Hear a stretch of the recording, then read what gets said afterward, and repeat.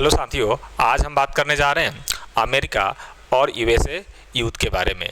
अगर बात करोगे तो अमेरिका ये तेल के लिए ज़्यादा लड़ाई हो रही है। जितना देख रहे हो ना, सब लड़ाई हो रही है तेल के लिए। तेल इतना इशू उनको हो गया है। और दूसरा एक और रीज़न है, अमेरिका ये नहीं चाहता है ना कि कोई मेरे से पावरफुल बने, है ना। जो उससे उठना चाहता है उसको या तो समझा कर मना लेता है, समझ जाओ भाई, है ना। नहीं समझोगे तो मार पीट कर मनाने का काम करता है। मतलब वो अपने से बड़ा किसी को देखना ही नहीं चाहता है ना। मतलब बढ़ना देने नहीं चाहता है, मतलब कोई आगे बढ़े भी बिल्कुल नहीं चाहता है। कौन? अमेरिका चाहता है कि हम ही पावरफुल बने रहें, और हमेशा कोशिश उसकी यही चाल रही है। लेकिन अभी तेल उल के लिए तो बहुत सुन रहे हो कि तेल की कीमतें बढ़ने वाली है, गैस की कीमतें बढ़ने वाली है। ये ईरान ने तेल निकाल कर रख दिया अमेरिका का। बोल सकते हैं कि ईरान ने अमेरिका का तेल निकाल रहा है। जितना अमेरिका सोचा था कि भाई ईरान को तुरंत हम मारेंगे, लपेट लपेट कर मारेंगे, तुरंत सही कर देंगे इसको और मेरा बात मानने लगेगा, ईरान ने ये दम दिखा दिया है कि भैया हम भी किसी से कम नहीं है। मतलब कि अगर ये बात करें कि अमेरिका, ऐसा नहीं कि अमेरिका बहुत कम युद्ध हो रहा है तो अमेरिका इतना कमज़ोर है तुरंत हार मान लेगा, ऐसा नहीं है। लेकिन ईरान ने भी दम दिखाया है कि भाई हम आसानी से हारने वाले नहीं हैं। अभी तो इतना चौंका दिया अमेरिका को। अमेरिका को बोल सकते हो कि नाक में दम करने के लिए दम करना वो काम कर दिया है ईरान ने। अभी जो मिसाइल मारा है इसने, इन बाबू को मारा, मिसाइल जो मारा है, ये मिसाइल है, ये 4000 किलोमीटर के रेंज का मिसाइल मारा है। इससे क्या होगा भाई? इससे एक ही देश नहीं आने वाले हैं। अगर बात करोगे तो ब्रिटेन भी, सारे जो कंट्री हैं, है ना, वहाँ पे पहुँच सकता है इसकी मिसाइल रेंज। ये लोग उम्मीद नहीं किए थे कि 4000 किलोमीटर रेंज के मिसाइलें ये दाग सकता है। मतलब उसको एकदम, जैसे हम लोग बोलते हैं ना कि एक हाथी, अमेरिका हाथी है, चींटी। हाथी को अगर नाक में चींटी घुस जाए तो दम कर देती है, मतलब मार देती है। वहीं दम कर रही है ईरान ने, वही काम ईरान कर रही है। ये सोचे नहीं थे, है कि नहीं, सोचे नहीं थे। इनका था कि 2000 किलोमीटर जा सकता है इनकी रेंज। लेकिन जो ये अभी जो कोहराम मचा हुआ है उसका मेन रीज़न क्या है कि ये जो मिसाइल का रेंज है इनका, कितने भाई? 4000 किलोमीटर का रेंज है। इससे थोड़ा तो अमेरिका चौंक गया होगा।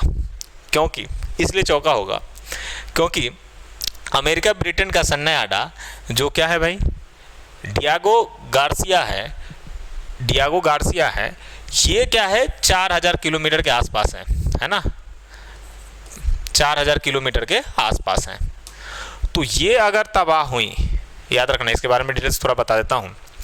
ये जो डियागो गार्सिया है, ये है क्या, पहले इसके बारे में थोड़ा सा समझ जाओ। ये अगर बात करोगे तो ये काफ़ी फेमस है।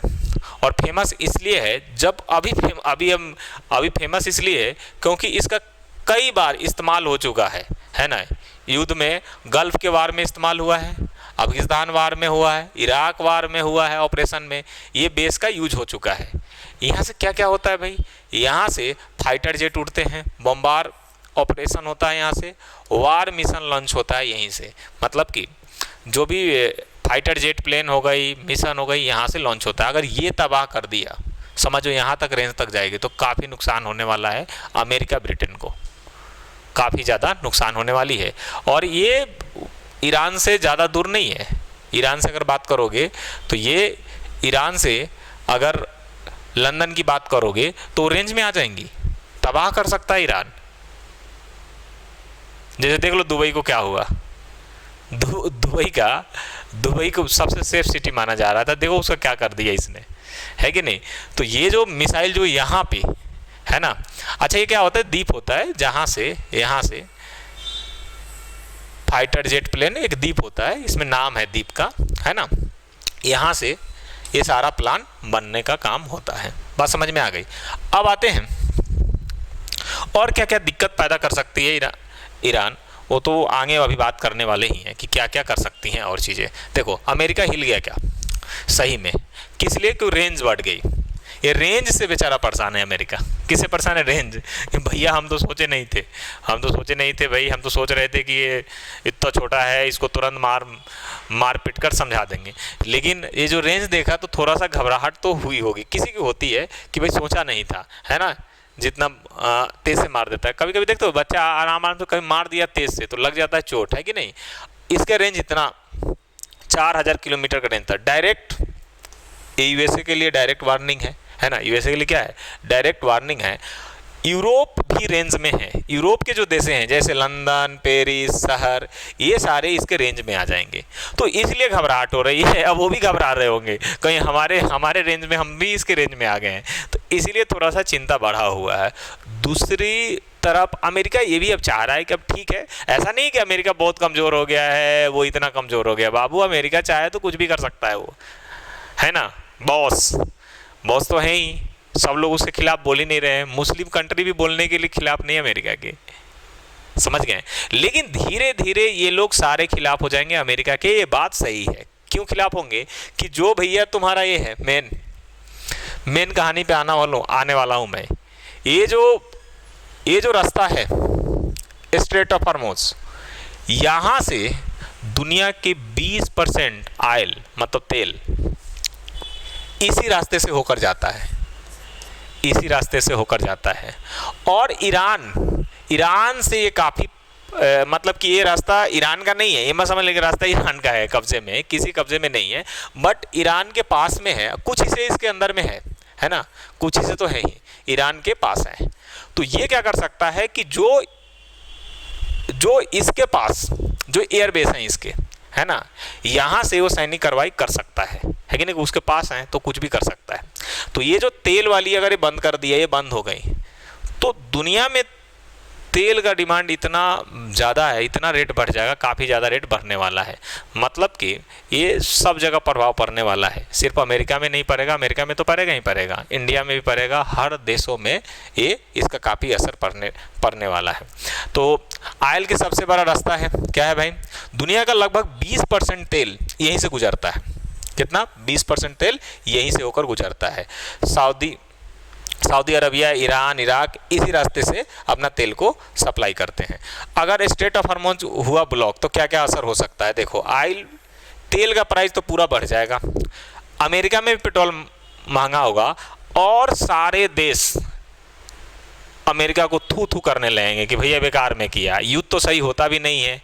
ये चाह रहा था कि सबको डरा उड़ा कर रखें, उसको ये भी चाह रहा है कि ये किसी तरह से ये अपना न्यूक्लियर वेपन ना बने। कौन? ईरान। ये अमेरिका चाहता ही है, कोई ना बने, वो चाहता ही है कि मेरे सारा बात माने, मैं उनका पापा बनकर रहूं, है कि नहीं। ये अमेरिका का काम है ही, सबको किसी को बढ़ने ही नहीं देना चाहता है वो, बिल्कुल अपने बॉस बनकर रहना चाह रहा है, तो कुछ भी हद तक पार करेगा। लेकिन जो अभी अगर ये ब्लॉक कर दिया भाई, ये ब्लॉक हो गई, तो सच में अमेरिका का तेल निकलेगा। तेल देश वर्ल्ड असर पड़ने वाली है, वर्ल्ड पे असर पड़ने वाली है। लेकिन अमेरिका का तेल जो सोच कर वो गया था, है कि नहीं, कि इसको तुरंत निपटा देंगे हम, लेकिन वैसा होने वाला नहीं है।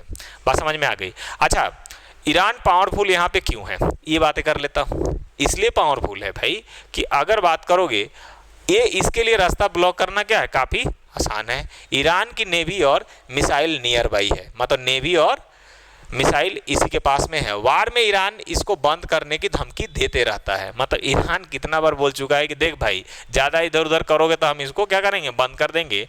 मतलब कि ये बार बार धमकी देते आ रहा है। मतलब कि हम बोल सकते हैं कि जो ये मिसाइल 4000 किलोमीटर के रेंज में ईरान ने दागा है, इससे अमेरिका का तो कुछ ना कुछ हुआ है, मतलब कि तेल निकलना चालू हो गया है। बट ऐसा नहीं है कि अमेरिका इतना कमज़ोर हो गया है कि कुछ भी ईरान कर सकता है, ऐसा कुछ नहीं है। ऐसा अगर मीडिया वाला दिखाए तो भैया अमेरिका ऐसे ही सुपर पावर नहीं है। किसी को आंख दिखाना, किसी को कुछ कर देना इतना आसान नहीं है। लोग एक बम मारने के लिए सोचना पड़ता है, बम क्या, कुछ लड़ाई करने के लिए सोचना पड़ता है, और वो किसी देश पे तुरंत हमला कर देता है, किसी को मारना चालू कर देता है। तो ये कहीं ना कहीं उसकी पावर को तो दिखाता ही है। ठीक है ना। Thank you so much.